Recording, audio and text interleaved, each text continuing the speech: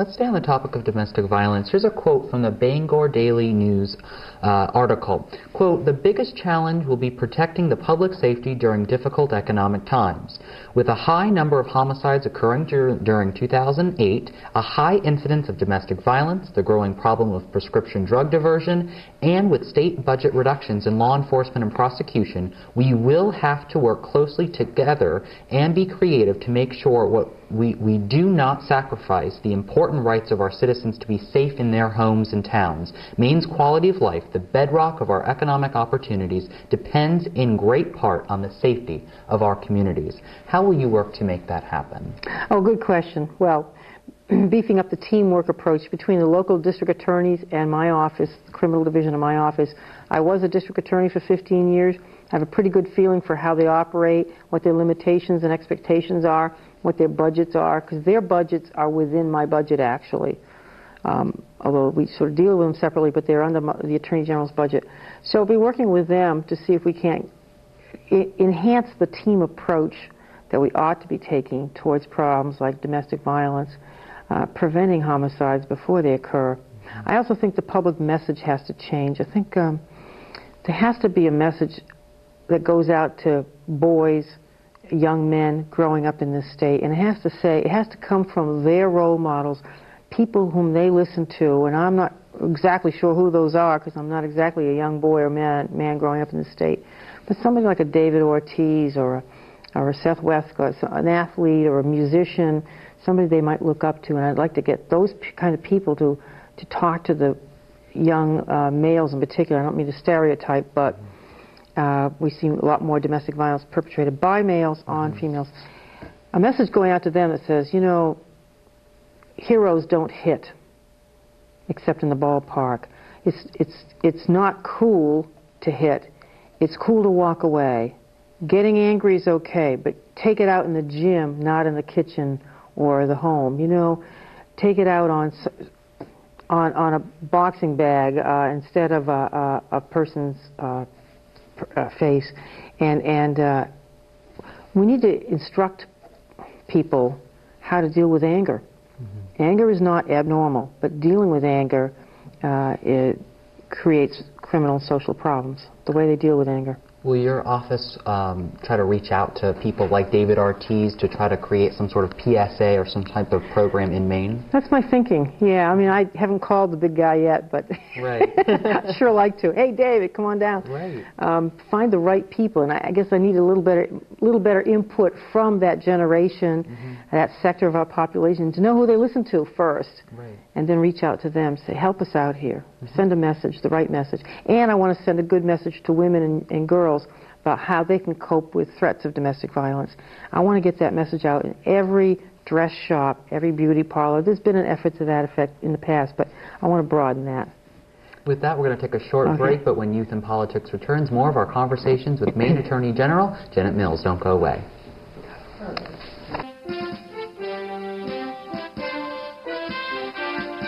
Back to the previous segment, we were talking about domestic violence. Yes. A recent issue that has been cropping up is this ongoing issue between music singer Rihanna and Chris Brown. Do you believe that celebrities need to do a better job in being the role models for young people, whether it be domestic violence or some type of drug prevention? Certainly I do. I can't control their behavior. I wish I could. People in the public limelight need to understand that they're not just achieving some sports recognition or public recognition, fame because of theater, movies, whatnot, or musical enterprises. But when they get to that point, they are also, intentionally or otherwise, they are role models for younger people, role models for people growing up in this country. And, you know, morally at least, as a social public policy theme, they should be responsible for good role modeling. It would be awfully nice. Now, I understand that some of them say, well, we're under such pressure, being famous is tough. Well, I wouldn't know. But, you know, they need to tough it out and say, look, I'm going to stand up and be a good citizen. And when they make a mistake, apologize and change behavior and show that behavior can be changed. I'm impressed that you know, these things are being examined so fully in the press, But I hate to see people thinking, teenagers especially, thinking, well, they did it, so it's probably okay for me to try this or do that, or so-and-so got away with this, why can't I get away with whatever conduct the other person's doing? It's not a good attitude to take. And it takes a lot of family role modeling to help kids grow up in an environment where violence is on TV every night. I frankly hate turning on network TV in the evening because for several hours period of time there's at least 5 or 6 women getting slashed and tortured and raped and murdered in horrible ways. All the so-called crime programs, I just can't believe that our society tolerates that kind of violence, particularly violence against women.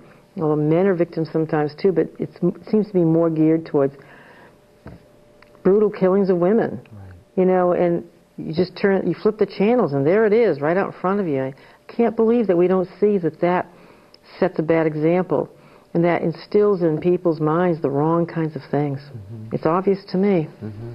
Staying on the topic of... But I'm not on the FCC, so anyway, sorry. Staying on the topic of young people, are there any sort of drug prevention programs in the schools to try to reach out to young people to say, drugs are bad, these are the consequences of your actions? Yeah, well, I don't know what there is going on right now. I'm not that tuned into that right now, but I am tuned into tobacco and alcohol abuse, and I think alcohol abuse is the bigger issue statistically, causes more deaths, causes more social disruption and social problems.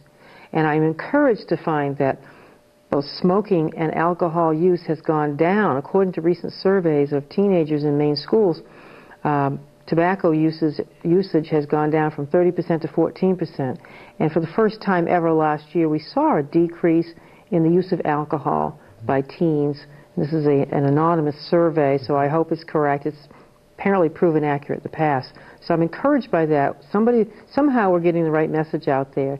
The Attorney General's office has been involved in some general public policy issues of that sort and has also used its authority to go after caffeinated alcohol drinks of sorts that might appeal to teenagers. We are authorized by law to screen off the shelves, off the retailers' shelves in Maine, tobacco products that might appeal to teenagers, to kids, because it's illegal for them to smoke anyway. It's illegal to sell tobacco products to kids. So we have that additional authority now in recent years to look at flavoring, what appeals to kids. I think that these things are going to work over time. And I'm impressed that kids in Maine are taking responsibility and saying, hey, look, I can feel good about myself, feel good about life without smoking, doing drugs, drinking. You know, there's that peer pressure. It's always there. I grew up in Maine. I know things can get pretty boring, especially in the rural areas, and you think, what else is there to do but run around, drink beer? But I'm encouraged that things are changing around, turning around. What would you tell a teenager watching this program today to prevent them from drunk driving in particular? Oh, as a district attorney, as a prosecutor, I went to so many fatalities, so many scenes of, especially involving teenagers who had been drinking and driving. It hits me in the gut to think about those scenes. They stick with you for many, many years.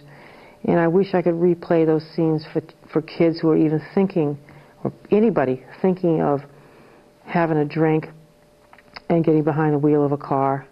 The consequences are so sudden, so unexpected, but so statistically probable and so deadly. It's a selfish thing to do, to think that you can drink and get behind the wheel of a car and not cause a problem. It's selfish not to think of the thousands of other people on the highways, some of whom have small children in their vehicles. And how would you feel, whether you got injured or killed yourself, how would you feel if you killed somebody else's baby? That's what must go through people's minds before they do that. Plan ahead. Designated drivers, you know, think about those things. Another issue mentioned on your website, you said... I'm not encouraging kids to go out and drink and get a designated driver. I think I might have said that wrong. I was talking to the adults. But no, to teenagers, It's okay to call your parents. If you made a mistake and you went to a party and you had a drink or so, I'm not encouraging that either, but call your parents and say, I'm stuck, I need a ride. And, you know, a lot of parents have developed these contracts with kids, as you probably know. Look, I won't come down on you hard. Just tell me when there's a problem, and I'll come get you and help you out of it.